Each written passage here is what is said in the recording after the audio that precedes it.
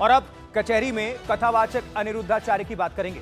3 दिन पहले हमने वृंदावन के कथावाचक अनिरुद्धाचार्य के विवादित बयान पर कचहरी लगाई। उनका एक बयान वायरल हुआ था जिसमें उन्होंने महिलाओं की शादी की उम्र को लेकर अभद्र टिप्पणी की थी। एनडीटीवी पर देश के कई शहरों की महिलाओं ने अनिरुद्धाचार्य के बयान पर नाराजगी जाहिर की थी और उनके खिलाफ केस दर्ज करने और एक्शन की मांग की थी। अब अनिरुद्धाचार्य मुश्किलों में फंसते हुए नजर आ रहे हैं। महिलाओं पर अभद्र बयान को लेकर विवाद बढ़ चुका है।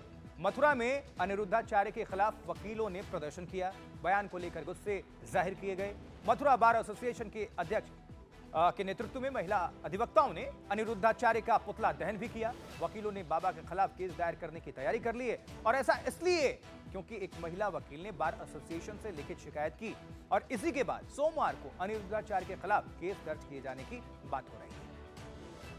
अनिरुद्धाचार्य ने महिलाओं की शादी की उम्र पर विवादित टिप्पणी की थी। अब बार एसोसिएशन का कहना है कि अनिरुद्धाचार्य की टिप्पणी से समाज की अविवाहित युवतियों और महिलाओं की भावनाएं आहत हुई हैं।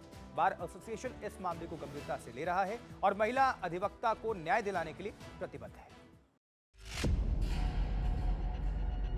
अब लड़कियां लाते हैं 25 साल की, अब 25 साल की लड़की 4 जगह वो मुंह की होती है।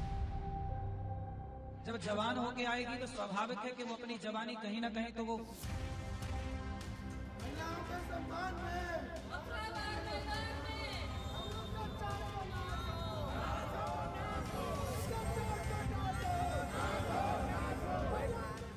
ये गुस्सा, ये प्रदर्शन इसलिए है क्योंकि सनातन का ज्ञान देने वाले अनिरुद्धाचार्य ने महिलाओं के लिए जिन शब्दों का इस्तेमाल किया था, जिस तरह की बातें की थी, वो किसी भी सभ्य समाज में स्वीकार्य नहीं है।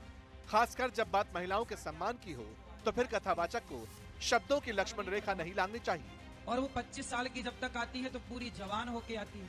मथुरा की अधिवक्ताओं का मैसेज बिल्कुल क्लियर है। उन्होंने नारेबाजी की, कार्रवाई की मांग की। कहा कि अगर प्रशासन कथावाचक पर कार्रवाई नहीं करता तो कोर्ट में दरख्वास्त लगाकर कार्रवाई की मांग करेगी। 14 साल की उम्र में लड़कियों की शादी कर देने से क्या चरित्र सही हो जाएगा? तो अगर ये 14 साल की विवाह करवाएंगे तो ये कहीं ना कहीं कानून का दुरुपयोग करेंगे, तो इनके खिलाफ ऐसे भी कार्रवाई होनी चाहिए कि ये भ्रांतियां फैला रहे हैं। अगर वो चरित्र बताते हैं तो महिलाओं का ही बताते हैं, पुरुष का चरित्र नहीं कभी बताते हैं। बस महिलाओं के बारे में बोला, फिर माफी मांगते हैं बार बार। बस उनकी यही वीडियो वायरल होती है। कई बाबा हैं जो दावा करते हैं कि सनातन के नाम पर उनके पास ज्ञान का अकूत भंडार है, लेकिन कई बार यही ज्ञान बड़बोलेपन की शक्ल में भारी पड़ने लगता है और फिर जब पीछे मुड़कर देखते हैं, सुनते हैं तो कोई भी साथ खड़ा नजर नहीं आता, क्योंकि बात संस्कारों की चौखट से निकलकर बेशर्मी के आंगन तक पहुंच जाती है।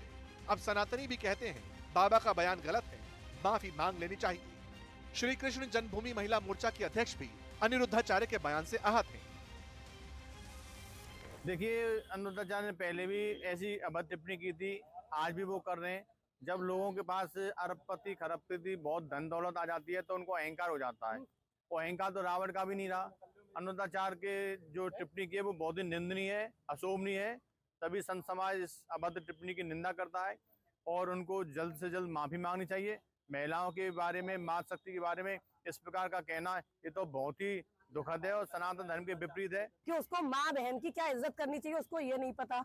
उसको सरकार के खिलाफ वो बोल रहा है, संविधान के खिलाफ वो जा रहा है कि वो बोल रहा है कि 14 साल की लड़की की शादी करनी चाहिए। आज तक 14 साल की बच्ची हमारे यहाँ, हम उसे पानी का गिलास नहीं उठवाते, तुम कहते हो शादी योग्य हो गई, कैसे हो गई? और 25 साल की लड़की के बारे में जो तुम सोच रखते हो, तो जो तुम्हारे यहाँ जो बुढ़िया आई है वो क्या करके आई है? हमेशा महिलाओं की संख्या ज्यादा होती है और जब उन्हीं महिलाओं की वजह से तुम आज इतना तुम्हारा नाम हो रहा है तो तुम्हें उन महिलाओं की इज्जत करना सीखना चाहिए और नहीं सीखोगे तो जूते खाओगे बहुत।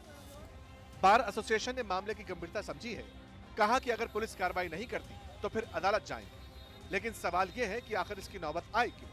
आखिर क्यों बार बार अनिरुद्धाचार्य विवादों को जन्म दे रहे हैं?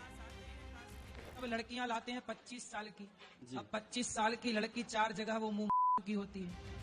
अनिरुद्ध वैसे तो भगवान श्री कृष्ण के पुत्र का नाम है, लेकिन इसका एक अर्थ निर्बाध भी होता है। अनिरुद्धाचार्य ने इसी बाद वाले अर्थ को ग्रहण किया और सिर्फ 4 शब्दों में लड़कियों का पूरा सामाजिक, चारित्रिक और पारिवारिक विश्लेषण कर डाला। हालांकि इसके बाद भी रुके नहीं। जो लड़कियां किसी की बेटी, किसी की बहन, किसी की बहू होती हैं, उनके बारे में अनिरुद्धाचार्य के मुखश्री से बदजुबानी का सिलसिला जारी रहा। 25 साल की जब तक आती है तो पूरी जवान होके आती है। जब जवान होके आएगी तो स्वाभाविक है कि वो अपनी जवानी कहीं ना कहीं तो वो उसकी जवानी फिसल जाएगी या जाएगी। जैसे कि अभी एक लड़के के संग हनीमून मनाने गई, परंतु वो किसी और के साथ वो रह चुकी थी, उसके साथ चक्कर था। वो ड्रम वाला केस अभी पुराना हुआ नहीं ज्यादा। अनिरुद्धाचार्य लड़कियों के चरित्र की ये मीमांसा इसी साल मार्च के महीने में मेरठ में हुए सौरभ हत्याकांड और मई में हुई इंदौर के राजा रघुवंशी की हत्या के आईने में कर रहे थे, लेकिन जुबान का ब्रेक तो पहले ही फेल हो चुका था। अब लड़कियां लाते हैं 25 साल की, अब 25 साल की लड़की 4 जगह वो मुंह की होती है। अनिरुद्धाचार्य ने अपने दिमाग से उपजी समाज संहिता का सार्वजनिक मंच से बखान किया तो विवाद तय था, और वही हुआ भी। उनके इस आपत्तिजनक बयान के खिलाफ महिलाएं उठ खड़ी हुई। विरोध की सबसे मजबूत आवाज उसी मथुरा से उठी, जिसके पास वृंदावन में अनिरुद्धाचार्य अपना आश्रम चलाते हैं।